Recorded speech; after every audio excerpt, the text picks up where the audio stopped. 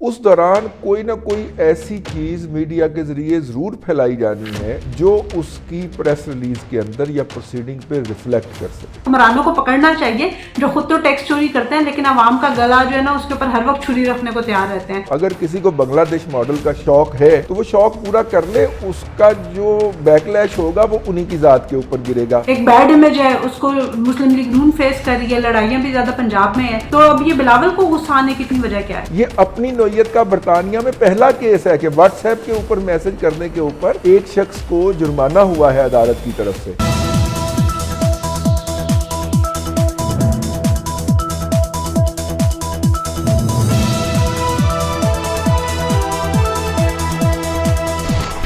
السلام علیکم ناظرین، پروگرام بات سے بات کے ساتھ میں ہوں آپ کی میزبان عفیفہ راؤ اور میرے ساتھ موجود ہے ملک کے سینئر تجزیہ کار رضوان رضی صاحب۔ السلام علیکم سر۔ جی وعلیکم السلام، کیا حال ہیں آپ کے؟ آج بڑی خبریں ہیں۔ میں بالکل ٹھیک ہوں، اور خبریں وہی جیسے ہم آپ کے ساتھ ڈسکس کر رہے تھے، اور آپ کا بہت مناسب فیصلہ رہا کہ وہ ساری ڈسکشن جو ہے وہ ہم اپنے ویلاگ میں کرتے ہیں۔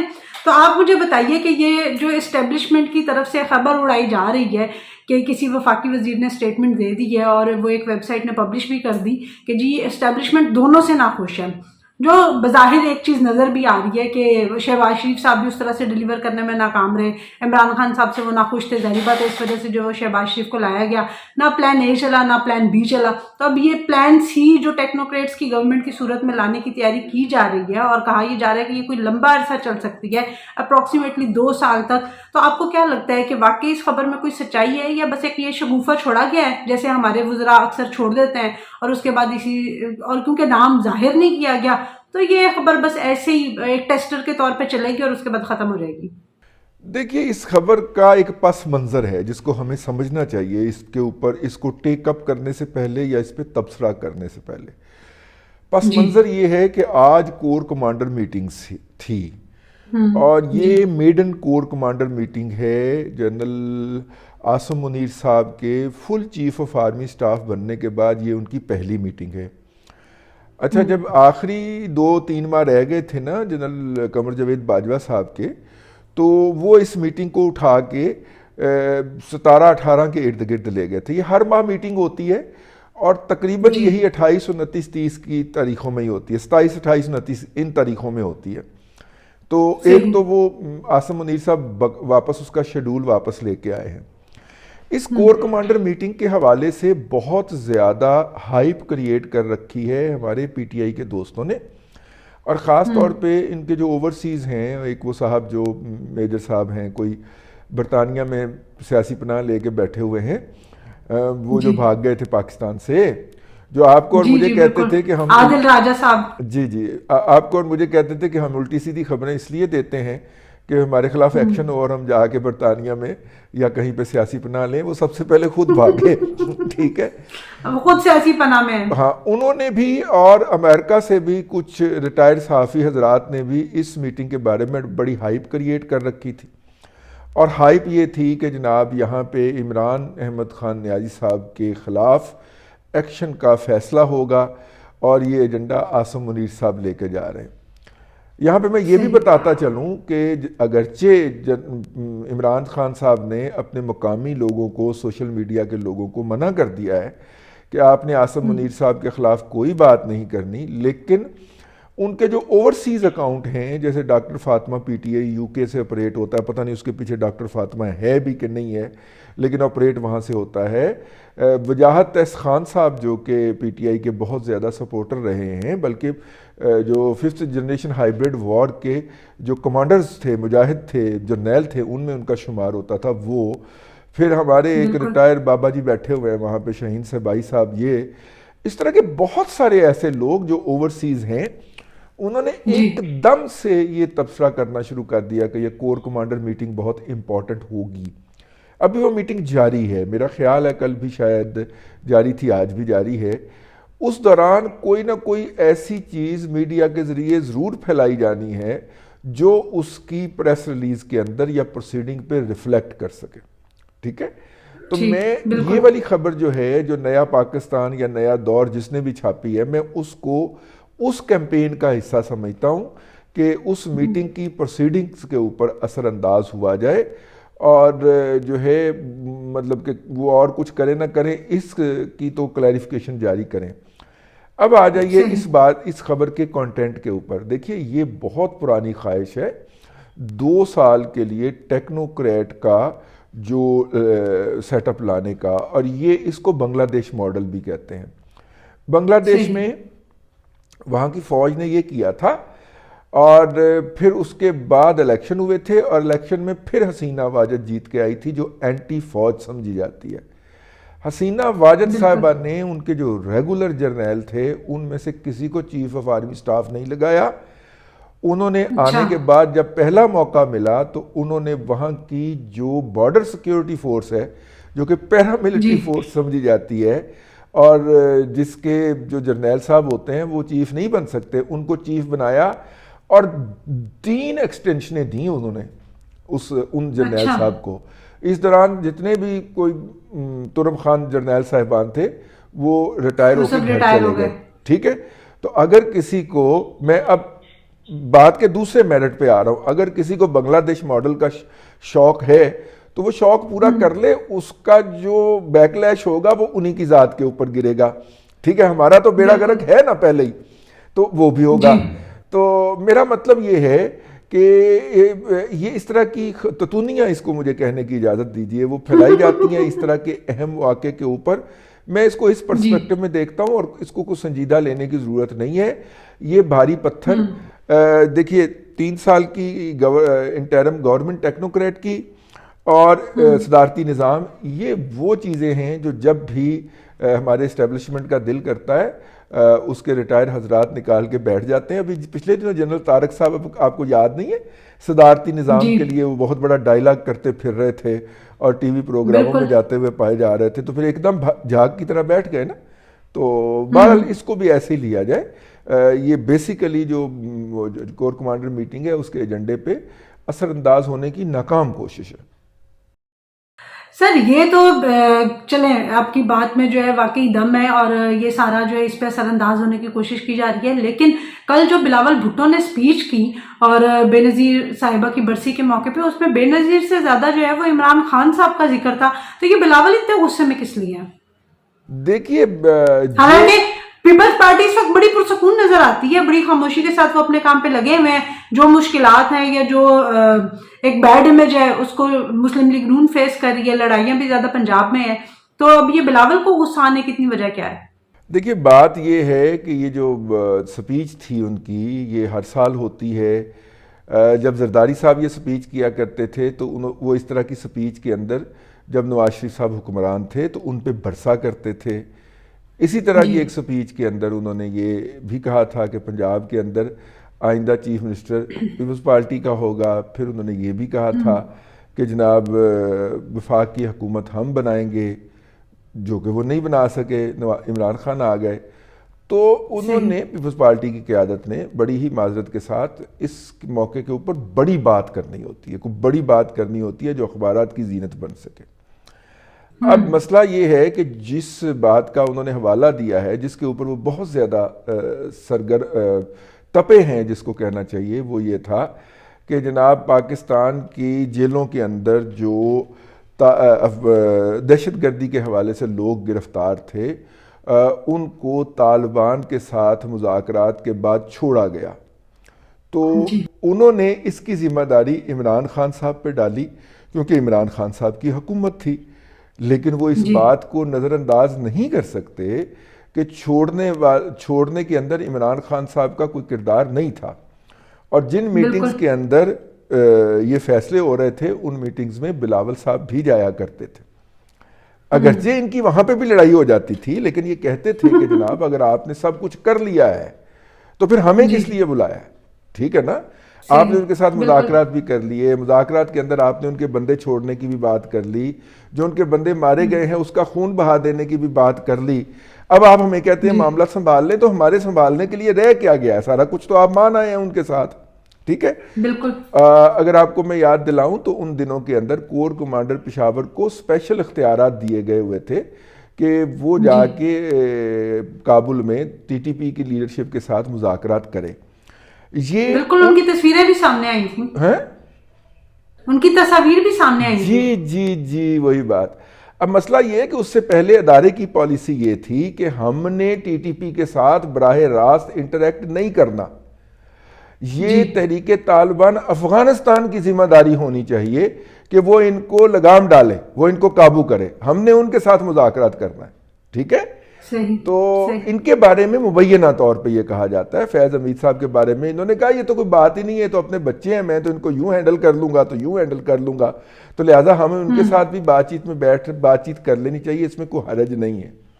اس کے بعد یہ مذاکرات شروع ہوئے وہاں پہ, اور پھر جو بھی ہوا وہ آپ کے اور میرے سامنے ہے, اس پہ مزید کوئی بات کرنے کی ضرورت نہیں ہے. لیکن میرا خیال ہے کہ بلاول صاحب اس پوری سچویشن سے آگاہ ہیں, وہ زیادتی کر گئے تھوڑی سی. عمران خان کی ذمہ داری بنتی نہیں ہے, ذمہ داری انہی کی بنتی ہے جن کے ساتھ وہ میٹنگوں میں تلخ کلامی پہ اترا کرتے تھے. اور مجھے چونکہ تھوڑی سی اس حوالے سے غیر مصدقہ اطلاعات ہیں, میں ساری نہیں شیئر کر رہا, لیکن میں اتنا سوال ضرور کر رہا ہوں کہ یہ مطلب کہ آپ میٹنگ کے اندر تو لڑکے آئے تھے ان کے ساتھ کہ جناب آپ نے سب کچھ کر لیا تو ہمیں کس لیے پھر بلایا. تو یہاں پہ آپ عمران خان کو ذمہ دار ٹھہرا رہے ہیں, اس کا تو وہ ذمہ دار نہیں ٹھہرائے جا سکتے, ایک بات. دوسری بات یہ ہے کہ بی بی شہید کی برسی تھی, وہ پاکستان کی سیاست کے اندر ایک الگ استعارہ تھی, اور اگر ہم کہیں تو مقبولیت میں وہ شاید کسی لیول پہ ذوالفقار علی بھٹو سے بھی آگے گزر گئی تھیں, اور بہت ان کے اندر سیاسی متانت پائی جاتی تھی, اور بہت زیادہ وہ انٹرنیشنل اور نیشنل افیئرز کو سمجھنا شروع ہو گئی تھی. تو بہرحال ان کا جانا ایک بہت بڑا سانحہ ہے, ایک بہت بڑا لاس ہے اس ملک کے لیے, نقصان ہے. لیکن یہ بھی ایک روایت ہے پیپلز پارٹی کی کہ وہ اس برسی کے اوپر بہت بڑی بڑی بات کیا کرتے ہیں تاکہ وہ میڈیا کے اندر زیر بحث آ سکے. چلیں, بلاول بھٹو نے تو اپنی روایت جو ہے وہ برقرار رکھی, لیکن آپ یہ بتائیں کہ ہماری سٹاک مارکیٹ کہیں کیوں سٹیبل نہیں ہو رہی؟ آج اسحاق ڈار صاحب نے بھی خطاب کیا, تو آپ کو کیا لگتا ہے آنے والے دنوں میں ہماری معیشت جو ہے وہ کس سائڈ پہ جائے گی؟ دیکھیے آج صبح سٹاک مارکیٹ کے اندر 730 پوائنٹ میرا خیال مارکیٹ گری ہے, اور اس کی اور یہ ایک مناسب بڑا گراؤ ہے. اور اس کی وجہ بنیادی طور پہ یہ ہے کہ یہ خبر جب مارکیٹ پہنچی کہ آئی ایم ایف کے ساتھ معاملات جو ہیں وہ ایک جگہ پہ آ کے رک گئے ہیں, تو اس کے بعد پھر مارکیٹ نیچے گری. پھر وہاں پہ ایک سیمینار تھا یا ڈسکشن تھی, اس کے اندر جو گورنر اسٹیٹ بینک رہی ہیں وہ محترمہ ڈاکٹر صاحبہ جو تھیں, کیا نام تھا ان کا, اختر سم تھنگ اختر تھیں ان کا نام تھا, وہ بھی موجود تھیں. عارف حبیب صاحب بھی موجود تھے. اب عارف حبیب صاحب کا تو اپنا مسئلہ ہے نا کہ 441 ارب روپیہ جو ہے یا 451 ارب روپیہ وہ گیس انفراسٹرکچر ڈیولپمنٹ سرچارج کے طور پہ جو کھاد بنانے والی فیکٹریوں نے غریب کسانوں سے تو وصول کر لیا ہوا ہے, لیکن وفاق کے خزانے میں جمع نہیں کروایا. وہ تو معاف کرنے لگے تھے جناب عمران خان صاحب, یہ والا 450 ارب روپیہ اس کا نوٹس لے لیا تھا اس وقت سپریم کورٹ نے اور معاف نہیں کرنے دیا تھا, وہ بھی تک پینڈنگ ہے. تو عارف حبیب صاحب نے تو وہ ہے نا, وہ ان کی بھی کھاد فیکٹریاں ہیں نا ایک دو, تو انہوں نے وہ معاف شاف کروانا ہوگا, تو اس لیے وہ بیٹھے جناب اسحاق ڈار صاحب کو لگا رہے تھے. لیکن ڈار صاحب نے آج تقریر بھی کی, کافی جذباتی تھے وہ اس حوالے سے, اور انہوں نے کہا کہ جی ان کے خلاف باتیں پھیلائی جا رہی ہیں. ایک میں آپ کو خبر دے دوں, یہ جو لیٹر آف کریڈٹ اوپن نہیں ہو رہے تھے تو حکومت نے اعلان کیا ہے کہ جی 2 جنوری سے تمام لیٹر آف کریڈٹ آنر ہونا شروع ہو جائیں گے, ٹھیک ہے, جو رکے ہوئے ہیں. ایک تو یہ پازیٹیو بات ہے. دوسرا انہوں نے کہا کہ جناب $1 بلین کی ادائیگی ہم نے کرنی تھی, وہ ہم نے کر دی, ہم نے ڈیفالٹ نہیں کیا اور ہم ڈیفالٹ نہیں کرنے جا رہے, ٹھیک ہے. آئی ایم ایف کے ساتھ ہمارے مذاکرات جو ہیں وہ ایک جگہ پہ آ کے سٹیل میٹ ہو گئے ہیں, لیکن رکے نہیں ہیں, ٹھیک ہے, اور ہم اس کو سیل تھرو کر جائیں گے. میری ذاتی طور پہ اس کے اوپر تحفظات ہیں کہ آئی ایم ایف کے ساتھ مذاکرات کو آگے بڑھانے کے اندر جو قیمت ہے وہ نہ تو اپنا پرائم منسٹر شہباز شریف دینے کو تیار ہے, نہ اسحاق ڈار دینے کو تیار ہے. اس وقت جو ہے وہ بجلی کی بیس پرائس جو ہے وہ تقریباً میرا خیال ہے کہ 16 روپے ہے یا 16 روپے کے قریب ہے، اس کو ڈبل کرنا پڑے گا، کیونکہ جو پاور سیکٹر کے جو بیڈ ڈیٹس ہیں یا پاور سیکٹر کے جو خسارہ ہے وہ 4000 ارب روپے سے زیادہ ہو گیا ہے. تو اگر ہم یہ قیمت ڈبل کریں گے تو جا کے کہیں وصول کر پائیں گے، تو ایسا کرنا ممکن نہیں. سر عوام کا تو پہلے ہی برا حال ہے، اور اگر آپ جس طرح سے کہہ رہے ہیں کہ ڈبل کرنا پڑ جاتا ہے تو یہ بات کہاں جا کے رکے گی. اور شہباز شریف صاحب، ابھی آپ نے وزیر اعظم صاحب کی بات کی، تو شہباز شریف صاحب جو ہے ان کی بھی ابھی اسٹیٹمنٹ سامنے آئی کہ جی یہ 30 سالوں کا گند ہے تو ہم تو اس کو اتنی جلدی صاف نہیں کر سکتے. حالانکہ 30 سال میں ان کا اور ان کے بھائی کا بھی ایک اچھا خاصا حصہ ہے. تو پھر مطلب یہ سیاستدان اگر اسی طرح سے ایک دوسرے کے اوپر ڈالتے رہیں گے تو یہ بات جا کے کہاں رکے گی؟ پس تو عوام رہی ہے. دیکھیے بات یہ ہے کہ میں وہی بات کہہ رہا ہوں نا کہ یہ اگر پرائس بجلی کی قیمت ڈبل کرنے کی بات آتی ہے تو وہ نہیں کرنے دیں گے یا وہ نہیں کرنا چاہ رہے، کیونکہ اس کی بہت بڑی سیاسی قیمت ہوگی نا جو ان کو ادا کرنا پڑے گی. تو لہٰذا وہ آخر کار تو انہوں نے الیکشن میں جانا ہے. ہاں، وہ اس کا الٹرنیٹو ڈھونڈ رہے ہیں، اور الٹرنیٹو میں کچھ ٹیکس کی شرح میں اضافے کی بات ہو رہی ہے، کچھ سپر ٹیکس لگنے کی بات ہو رہی ہے، کوئی اس طرح کی باتیں ہو رہی ہیں کہ پیسہ ادھر سے اکٹھا کر لیا جائے. ٹیکس جو ہے نا وہ میں نے کل رات کو یا صبح ہی ایک خبر پڑھی تھی کہ جو لنڈا بازار کے اندر سامان بکتا ہے نا، اب اس کے اوپر بھی ٹیکس لگنا شروع ہو گیا. تو رہنے سہنے کو نا ایک اس طرح کی چیزیں ہی رہ گئی تھی جن کے اوپر اب انہوں نے ٹیکس لگانا شروع کر دیا. باقی تو میرا نہیں خیال کہ کوئی ایسی چیز ہے جس پہ عوام ٹیکس نہیں دے رہی. ہاں، عوام ٹیکس دیتے ہیں، راستے میں چوری ہو جاتا ہے، سیٹ کی جیب میں چلا سر یہ امیر لوگ چوری کرتے ہیں نا جن کو پکڑنے کی ضرورت ہے. جو سیاسی لوگ ہیں جن کے ان کے ساتھ رابطے ہیں وہی ٹیکس چوری کرتے ہیں. میرے اور آپ جیسوں کی کیا مجال ہے کہ ہم ٹیکس چوری کر لیں؟ نہیں، اب اس میں ایک اور بھی ڈال لیں. اب جو میڈیا ہاؤسز کے مالکان ہیں وہ بھی اپنے بزنس کے اندر دھڑلے سے ٹیکس چوری کرتے ہیں، تو اس لیے تو سر میڈیا ہاؤس کے مالکان کر سکتے ہیں نا، میرے اور آپ جیسے ملازمت پیشہ لوگ تو نہیں کر سکتے. پلیز تو ہم رہے ہیں. لیکن خیر، میڈیا سے مجھے ایک بات یاد آئی. ہمارے دوست ہیں مرتضیٰ علی شاہ اور ان کے بھائی ہیں مجتبیٰ علی شاہ. دونوں جو ہیں وہ جرنلزم سے وابستہ ہیں اور پاکستان کے مختلف میڈیا ہاؤس کی لندن میں نمائندگی کرتے ہیں. آج انہوں نے کیس جیتا ہے لندن ہائی کورٹ کے اندر، ٹھیک ہے، اور 75,000 پاؤنڈ جو ہے وہ ان دونوں بھائیوں کو جرمانہ ملا ہے. اور یہ اپنی نوعیت کا پہلا کیس ہے. یہ ہمیں آج ڈسکس کرنا چاہیے اس کو عفیفہ. وہ اپنی نوعیت کا پہلا کیس ہے کہ ان کے خلاف کسی نے واٹس ایپ گروپ کے اندر میسج بھیجا تھا، ٹھیک ہے.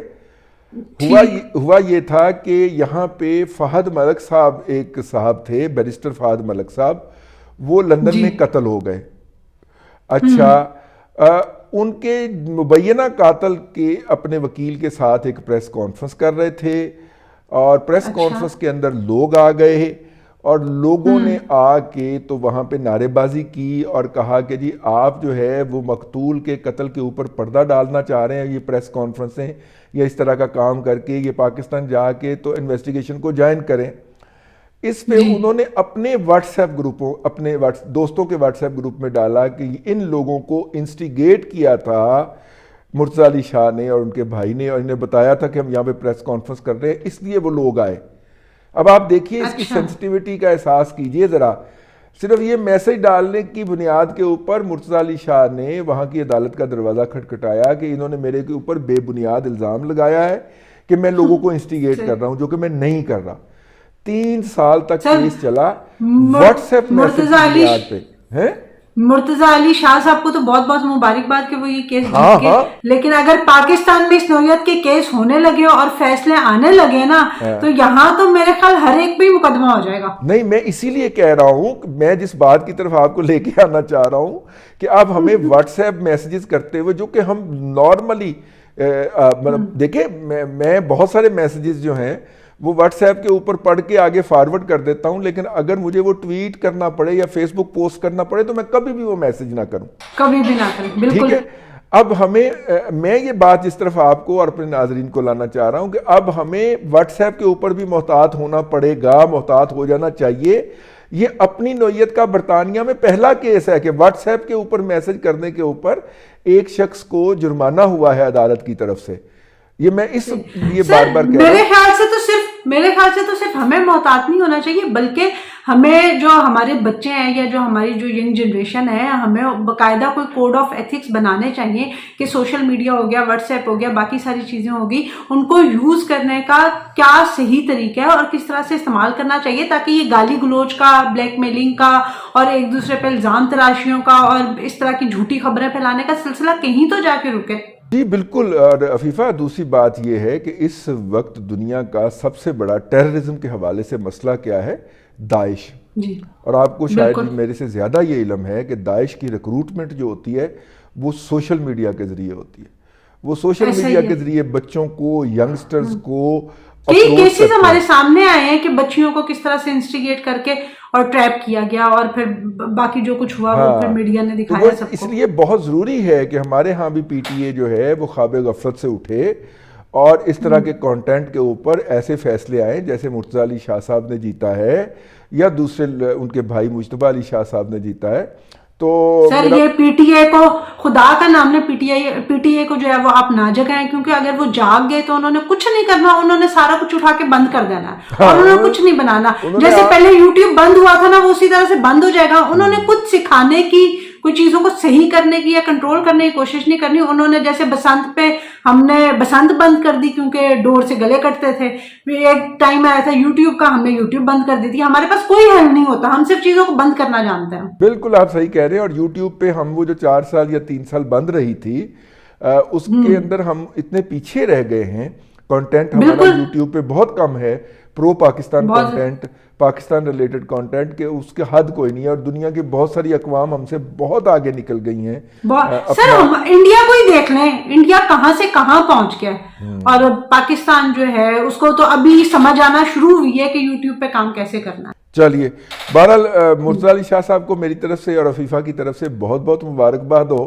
شاہ جی بالکل ان کو بہت بہت مبارک ہو۔ بہرحال رضوان رضی صاحب جو ہے بات کا رخ موڑنے میں کامیاب ہو گئے تھے، لیکن اس سوال پہ میں ان کو پھر کسی نہ کسی ویلاگ میں ضرور لے کے آؤں گی۔ اور ان جو ہے نا حکمرانوں کو پکڑنا چاہیے جو خود تو ٹیکس چوری کرتے ہیں لیکن عوام کا گلا جو ہے نا اس کے اوپر ہر وقت چھری رکھنے کو تیار رہتے ہیں۔ آج کے ویلاگ کے لیے اتنا ہی۔ آپ کو ویڈیو پسند آئی ہو تو لائک ضرور کیجیے گا، شیئر کیجیے گا، کمنٹ میں ہمیں اپنی رائے سے ضرور آگاہ کیجیے گا۔ انٹل دا نیکسٹ ٹائم، اللہ حافظ۔